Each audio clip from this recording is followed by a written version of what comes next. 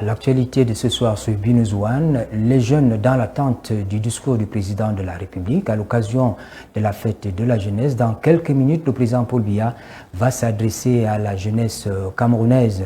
Ce sera un moment fort de la vie de la nation que Binous One entend partager avec vous. À l'étranger, Burkina Faso, le Parlement dissout les partis politiques et selon le gouvernement, cela ouvre la voie à une refondation profonde de la vie politique nationale. Voilà pour les titres, les détails dans un tout petit instant.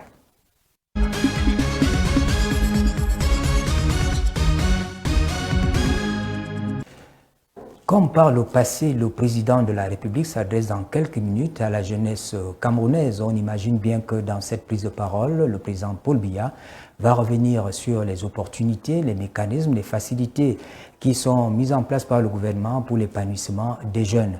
Mais au-delà des annonces, de nombreux jeunes, notamment les entrepreneurs, attendent des actes concrets face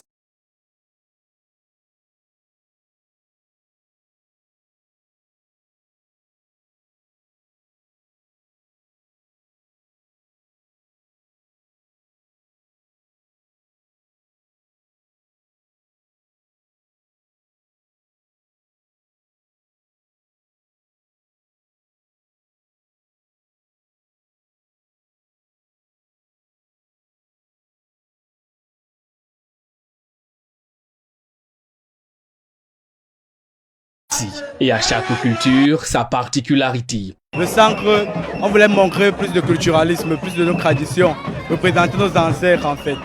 On voulait rendre un peu ça plus innovant, avec de la création, mélanger le traditionnalisme et la modernité en fait. Nous avons voulu montrer la danse, parce que ça fait partie des traditions. On a aussi voulu vous montrer la décoration, parce que ça fait aussi partie des traditions.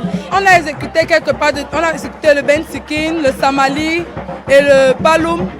On a ressorti le grand ouest, le nord-ouest et le sud-ouest. Le message est clair, transmettre aux jeunes les valeurs culturelles et renforcer leur identité. Le message, c'est l'unité dans la diversité.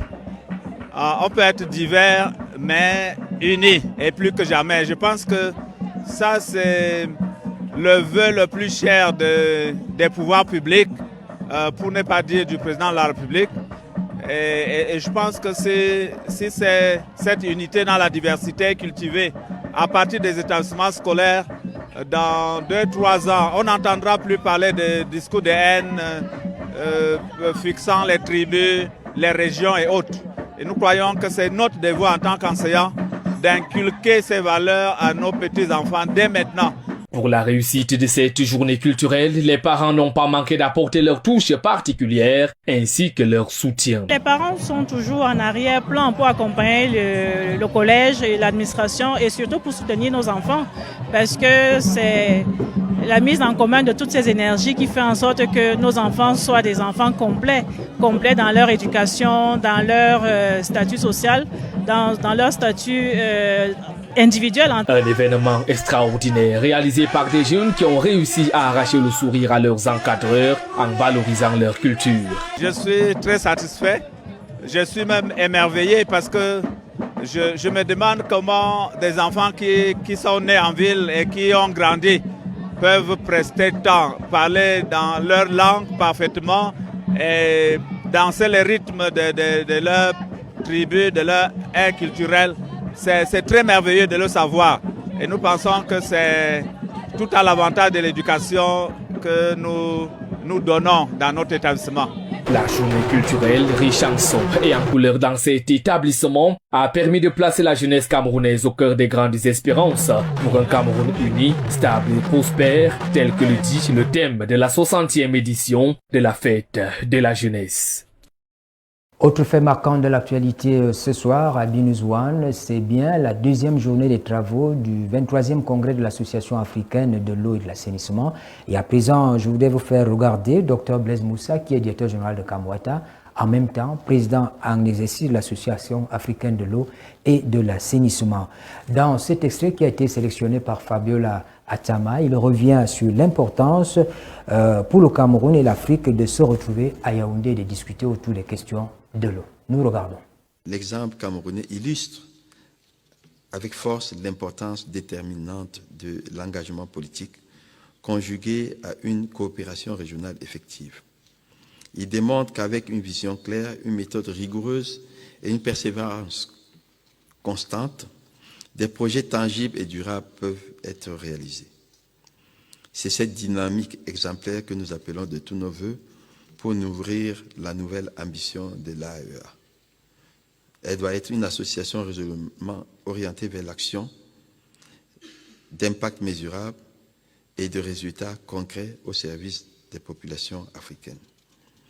Le thème de ce 23e congrès international « Eau et assainissement pour tous, des actions fortes pour l'Afrique » résume avec justesse l'exigence et l'ampleur du défi collectif qui nous réunit.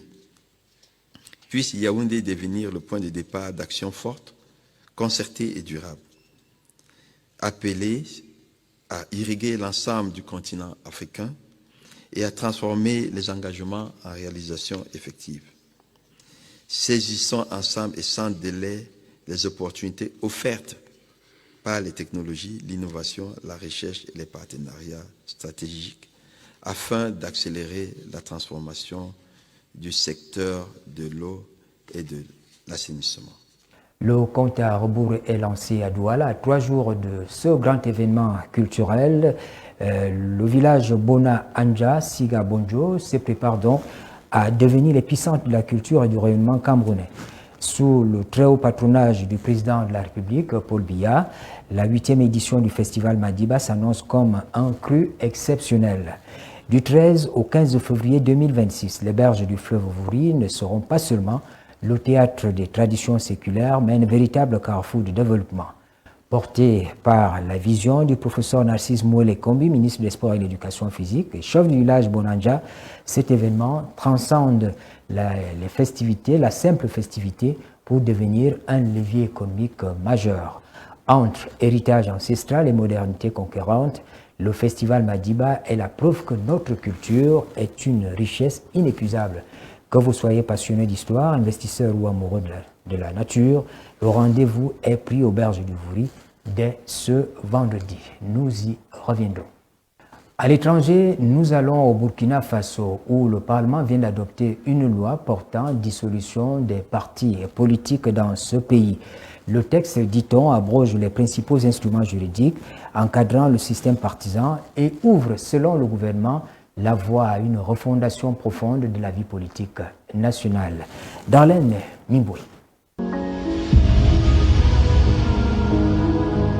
Réunis en séance plénière ce 9 février, les 69 députés de l'Assemblée législative de transition ont voté à l'unanimité le projet de loi portant dissolution des partis et formations politiques. Défendu par le ministre d'État en charge de l'administration territoriale, Émile Zerbo, le texte met fin à l'existence légale de partis dont les activités étaient déjà suspendues depuis septembre 2022.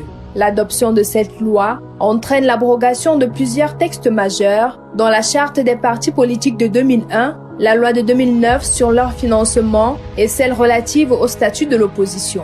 Pour l'exécutif, ces instruments ont favorisé une prolifération des partis jugés peu représentatifs, contribuant à la défiance citoyenne et à la fragmentation du paysage politique. Le gouvernement justifie ces décisions par la nécessité d'adapter le cadre institutionnel aux défis sécuritaires, politiques et sociaux actuels et affirme vouloir poser les bases d'un nouveau système politique plus cohérent, enraciné dans les réalités nationales.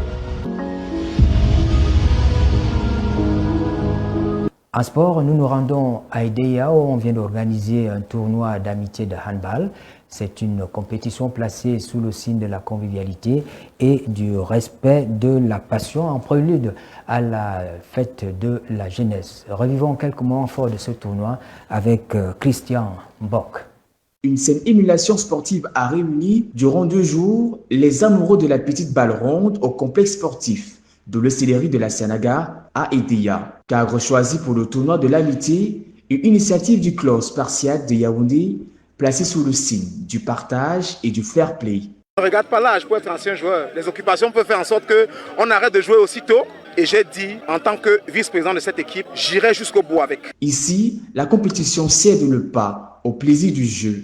Amusement, paix, Confiance, convivialité et respect mutuel ont rythmé les rencontres dans l'esprit du soixantenaire de la fête de la jeunesse. C'est pas facile d'organiser ce genre de tournoi. Et au-dessus de ça, le président de la fédération de handball, M. Abba Komate, nous a honoré de sa présence.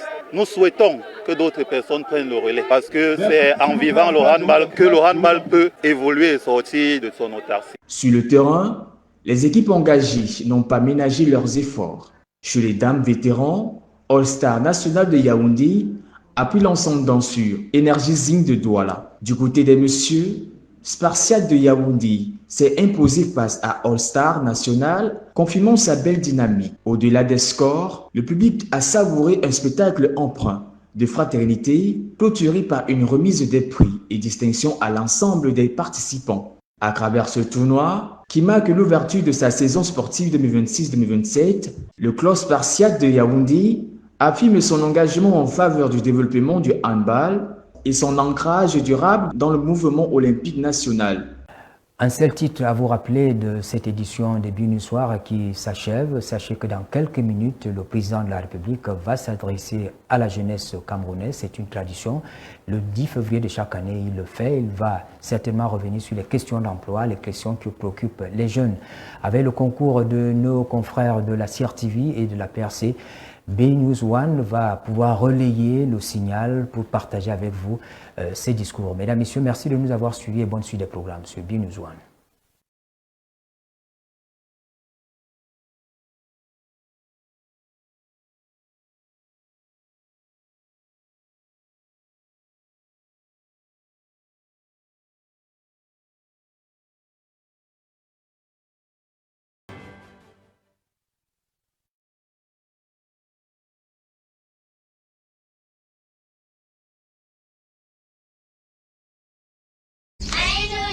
B-News One, le tam-tam du continent.